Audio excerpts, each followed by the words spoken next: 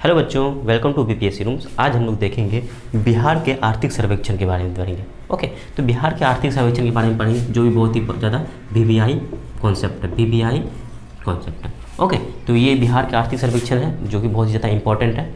आर्थिक सर्वेक्षण क्या होता है? देख, एक बजट होता है, एक आर्थिक सर्वेक्षण होता है। बजट क्या होता है? बजट जो है, बजट क्या होता है कि आने वाले साल, यानी मान लीजिए अभी क्या है, 2021 है। ओके, तो 2021 में और जो पहले हो चुका है, यानी 2020 में जो हुआ होगा, ओके, तो जो 2020 में हुआ होगा उसका जो लेखा जोखा होगा उसको क्या कहेंगे? आर्थिक सर्वेक्षण। और 2021 में जो बजट बनाया जाएगा, बजट क्या बनाया जाएगा? आने वाले समय में कैसे हम लोग को मैनेज करना है पैसे का, ये समथिंग, यानी ये फ्यूचर दिखाएगा बजट, और ये पास्ट दिखाएगा, ये पास्ट में ये सब चीज़ हो चुका है। यानी बजट क्या है? एक फ्यूचर है। ओके, फ्यूचर में क्या होने वाला है, फ्यूचर में जो होने वाला है ये सीख लेगा। किससे सीख लेगा? इसी से, आर्थिक सर्वेक्षण से सीख लेकर के फ्यूचर का बजट बनाएगा। ओके, तो बजट क्या हो गया? आपका फ्यूचर का हो गया। और आर्थिक सर्वेक्षण क्या हो गया? आर्थिक सर्वेक्षण ये पास्ट का हो गया। ये 2020-21 आर्थिक सर्वेक्षण पढ़ रहे हैं, इसका मतलब 2019 और 20 में क्या किया गया होगा, इसका जो भी साल है उसको कंसीडर किया गया होगा। ओके, ठीक है, तो ये सब चीज़ें, चलिए इसको पढ़ते हैं और आसानी से समझते हैं क्या क्या हुआ है आर्थिक सर्वेक्षण में, क्या क्या हमारे क्या कहते हैं, हमारा बिहार जो है वो डेवलप किया है। ओके, तो सबसे पहले क्या है, इसको पेश कौन किया है? आर्थिक सर्वेक्षण को किसने पेश किया? आर्थिक सर्वेक्षण को जो है वो बिहार के उप मुख्यमंत्री तारकेश्वर दास, जो कि क्या थे उस समय, वित्त मंत्री भी थे। वित्त मंत्री, बिहार के वित्त मंत्री और प्लस उप मुख्यमंत्री थे, उप मुख्यमंत्री। ओके, ये इसका क्या था? ये तारकेश्वर दास का क्या था? पहला क्या था? आर्थिक सर्वेक्षण था। ओके, आर्थिक सर्वेक्षण था। तारकिशोर दास, ठीक है। तो बिहार का जो है आर्थिक सर्वेक्षण जो भी पेश किया, किसने पेश किया? तारकिशोर दास ने पेश किया, जो कि वहाँ के वित्त मंत्री, बिहार के वित्त मंत्री हैं और उप मुख्यमंत्री तभी थे। ओके, चलिए अब क्या है, ये विकास दर यानी ग्रोथ रेट, बिहार का ग्रोथ रेट क्या रहा? बिहार का ग्रोथ रेट क्या रहा? बिहार का जो ग्रोथ रेट है ये बहुत ज़्यादा इंपॉर्टेंट है, ये 10.5% रहा। ओके, आप इंडिया का भी जो ग्रोथ रेट देखिएगा उससे कम ही है, 10.5 से कम ही है। सबसे ज़्यादा ग्रोथ रेट किसका रहा? सबसे ज़्यादा ग्रोथ रेट किसका रहा? इंडिया का, यानी बिहार का रहा। कितना है ग्रोथ रेट? 10.5%। फिर से एक बार देख लीजिए, बिहार का ग्रोथ रेट कितना हुआ? 10.5%। एक बार आप खुद से बोलिए, बिहार का ग्रोथ रेट कितना बना? 10.5%। चलिए, ये हो गया, एक पॉइंट ये हो गया, दूसरा पॉइंट ये हो गया। तीसरा पॉइंट, सबसे ज़्यादा इंपॉर्टेंट पॉइंट, बिहार का capita income, per capita income, इसको पीसीआई बोलते हैं, per capita income, per capita per capita income Bihar का जो है वो बढ़ा है। ओके, बिहार का जो है पर कैपिटा इनकम कितना हो गया? 50,735 रुपये, 50,735 रुपये। ओके, तो 35 यानी 50,735 इसका क्या हो गया? पर कैपिटा इनकम हो गया। तो अब इसे फिर से याद कीजिए, बिहार का पर कैपिटा इनकम कितना, पीसीआई कितना हुआ?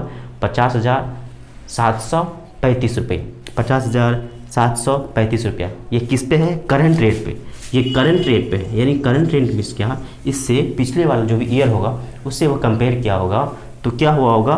50,735 रुपया जो है वो क्या हुआ होगा? इसका जो है पर कैपिटा इनकम हुआ होगा। एक होता है करंट रेट, एक होता है फिक्स रेट। फिक्स में क्या होता है? फिक्स में क्या होगा, यानी किसी फिक्स ईयर को मान लिया जाए, जैसे बिहार के सर्वेक्षण में कुछ ईयर है, यानी 4-5-10 साल पहले वाले ईयर को एक फिक्स ईयर से लेकर के उसके बाद हम लोग ये पीसीआई निकालते हैं। लेकिन हमेशा करंट का ही ऑप्शन पूछा जाता है, तो करंट आप याद रख लीजिएगा। करंट का क्या है? करंट का पर कैपिटा इनकम कितना है? 50,735 रुपया, यानी 50,735 रुपये पर ईयर है, पर ईयर कैपिटा इनकम। चलिए सर, राजकोषीय घाटा कितना हुआ? राजकोषीय घाटा कितना हुआ? राजकोषीय घाटा जो है वो 2% हुआ।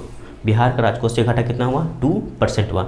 देखिए, राजकोषीय घाटा जो है भारत सरकार ने कहा है सभी राज्य को कि वो राजकोषीय घाटा को कम करें, यानी 3% से कम करें। लेकिन बिहार ने बहुत पहले ही, 1-2 साल पहले ही क्या कर दिया? 2% पे ले आया। और बिहार का ये मानना है कि मैं 1 साल बाद, यानी अगले वाला सर्वेक्षण जब होगा 2022 में जब होगा सर्वेक्षण, उसमें क्या है, ये जो है फिस्कल डेफिसिट राजकोषीय घाटा जो है उसको 1.9 या 1.8% लेके आ जाएगा। चलिए ठीक है सर, ये हो गया। अब तीसरा देखते हैं, ये हो गया। चलिए, राजकोषीय घाटा कितना? 2% है। ओके, अब देखते हैं कर्ज कितना लिया। कर्ज कितना लिया, कर्ज जो है 1,90,899, 1,90,899 कर्ज जो है ये बिहार सरकार ने लिया है। कर्ज क्यों लिया सर?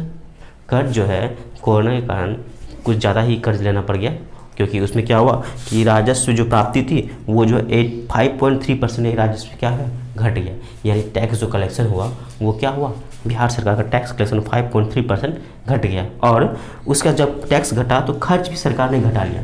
खर्च कितना घटाया? 7.3% से खर्च घटा लिया। ओके, तो बिहार सरकार ने क्या किया कोरोना टाइम में कि जब उसका टैक्स कलेक्शन कम हुआ 5.3% हुआ, तो उसने क्या किया, अपने खर्च को भी घटा लिया। केवल कितना कर लिया? 7.3% खर्च को घटा लिया। बट उसका कर्ज जो था इसका कर्ज जो है वो बढ़ गया। कर्ज क्या हो गया? बढ़ गया। बढ़ा क्यों?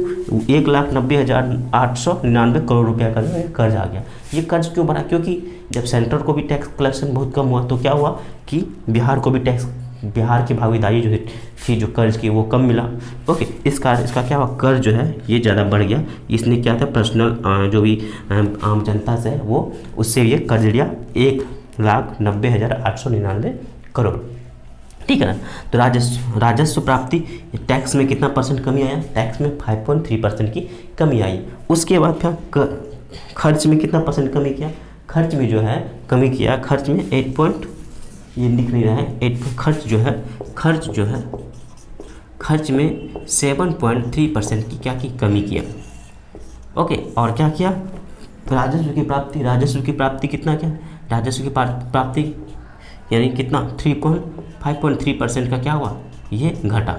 टैक्स जो है कितना घटा? टैक्स घटा 5.3% घटा, और खर्च जो है वो 7.3% घटा लिया सरकार ने। चलिए, यहाँ हो गया। अब क्या